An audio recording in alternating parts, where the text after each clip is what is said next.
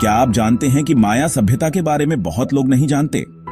अगर आप इतिहास या रहस्यों के शौकीन हैं, तो यह कहानी आपके लिए है। यह कहानी एक बहुत ही शानदार लोगों के ग्रुप के बारे में है। ये लोग थे माया। वे बहुत पहले जंगलों और पहाड़ों से भरी एक जगह में रहते थे। माया लोगों ने एक अविश्वसनीय सभ्यता बनाई। यह कला, विज्ञान और गहरी मान्यताओं से भरी थी। उनकी कई उपलब्धियां आज भी हमें हैरान करती हैं। उनकी कहानी महान कौशल और गहरे रहस्य से भरी है। आइए उनके संसार के बारे में एक साथ सीखें। माया लोगों ने मेसोअमेरिका में अपने घर बनाए। यह एक ऐसा क्षेत्र है जिसमें आज दक्षिणी मैक्सिको शामिल है। इसमें ग्वाटेमाला और बेलीज जैसे देश भी शामिल हैं। होंडुरास और अल सल्वाडोर के कुछ हिस्से भी माया भूमि थे। एक ऐसी जगह की कल्पना करें जहां घने वर्षावन हों, जो जगुआर और रंगीन पक्षियों का घर हों। वहां ठंडी हवा वाले ऊंचे इलाके भी थे और गर्म और नम निचले इलाके भी थे। इस विविध और चुनौतीपूर्ण वातावरण में माया फले फूले। उन्होंने प्रकृति के साथ रहना सीखा। उन्होंने उस भूमि का सम्मान किया जिसने उन्हें इतना कुछ दिया। इतने सालों बाद आज हम माया के बारे में क्यों बात करते हैं? ऐसा इसलिए है क्योंकि वे सचमुच खास थे। वे विचारक और निर्माता थे। वे आर्टकार और खगोल शास्त्री थे। अपने समय के लिए उनका ज्ञान बहुत उन्नत था। वे सितारों और ग्रहों की गति को समझते थे। उन्होंने एक जटिल लेखन प्रणाली बनाई। उन्होंने आसमान छूते ऊंचे पिरामिड बनाए। माया का अध्ययन हमें उन अद्भुत चीजों को समझने में मदद करता है जो लोग हासिल कर सकते हैं। ये हमें मानव इतिहास और जीवन के विभिन्न तरीकों के बारे में सिखाता है। माया की कहानी एक महान किताब की तरह है। इसमें अविश्वसनीय सफलता के अध्याय हैं। इसमें अनसुलझे सवालों वाले अध्याय भी हैं। उनके बड़े शहर जंगल में क्यों खो गए? उन्होंने ऐसा जटिल ज्ञान कैसे विकसित किया? ये सवाल उनकी सभ्यता को एक्सप्लोर करने के लिए बहुत दिलचस्प बनाते हैं।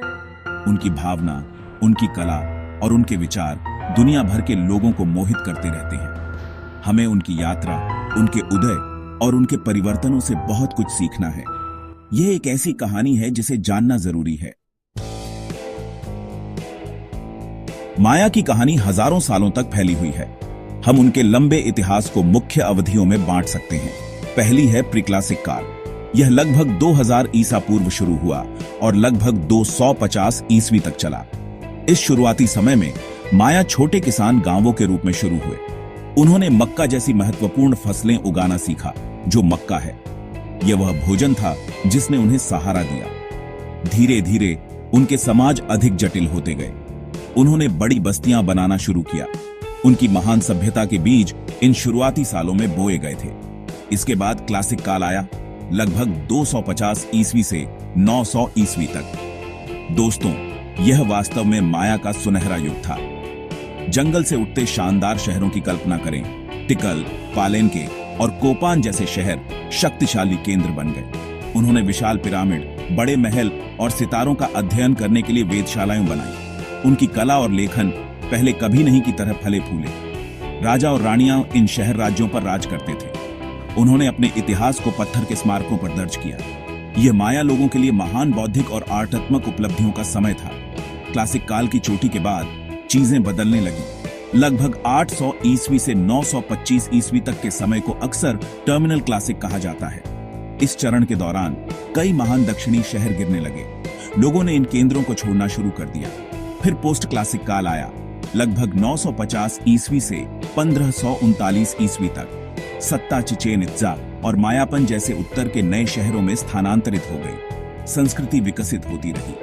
व्यापार नेटवर्क अभी भी सक्रिय थे।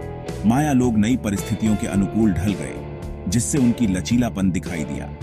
इस समय रेखा में अंतिम अवधि स्पेनिश संपर्क है।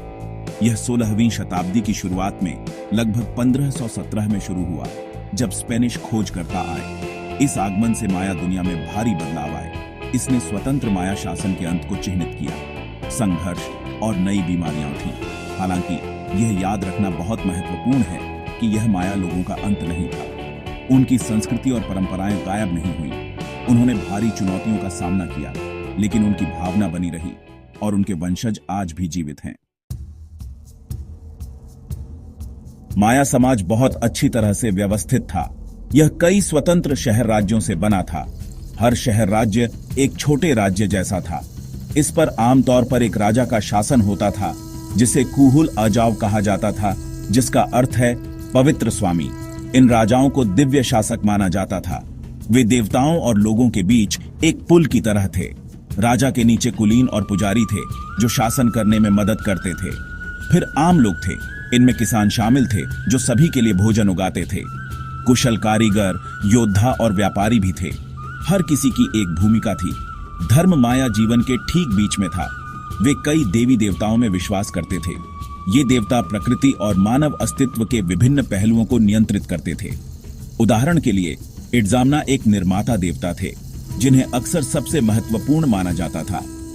कुकुलकन पंख वाला सांप देवता था। चाक बारिश और बिजली का शक्तिशाली देवता था जो खेती के लिए बहुत महत्वपूर्ण था। माया अपने देवताओं का सम्मान करने के लिए कई अनुष्ठान और समारोह करते थे। उन्होंने इनके लिए विशेष मंदिर बनाए। कभी कभी इन समारोहों में चढ़ावे शामिल होते थे और हाँ, मानव बलि भी। हालांकि यह उतना व्यापक नहीं था जितना कुछ लोग मानते हैं।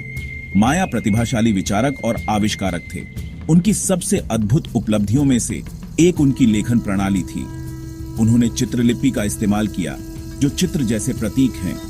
वे अमेरिका में कुछ ही प्राचीन सभ्यताओं में से एक थे जिन्होंने एक पूर्ण लेखन प्रणाली विकसित की।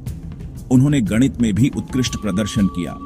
वे शून्य की अवधारणा को भी समझते थे जो उस समय के लिए एक बहुत ही उन्नत विचार था। और उनके कैलेंडर कौन भूल सकता है।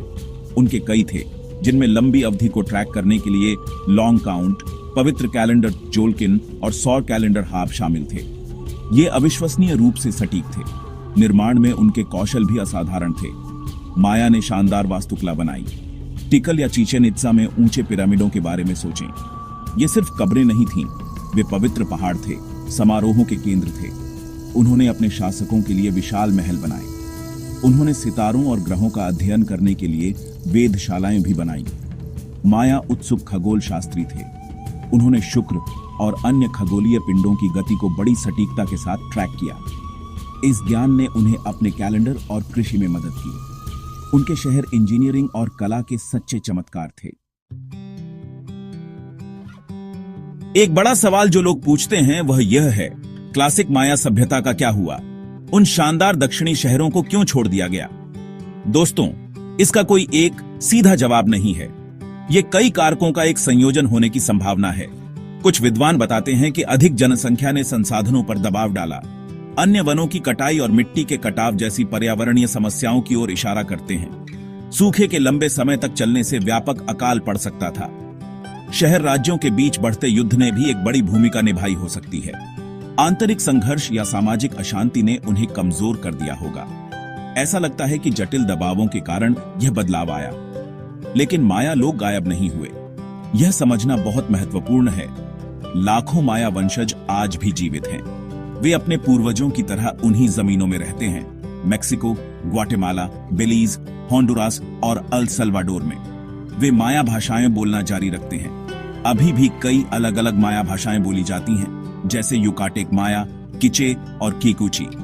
वे कई प्राचीन परंपराओं, अनुष्ठानों और जीवन शैली को बनाए रखते हैं। वे सुंदर कपड़े बुनते हैं और पारंपरिक खेती करते हैं। उनका लचीलापन वास्तव में प्रेरणादायक है।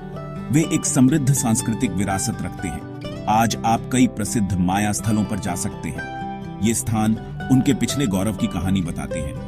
ग्वाटेमाला में टिकल में वर्षावन के ऊपर ऊंचे पिरामिड उठते हैं।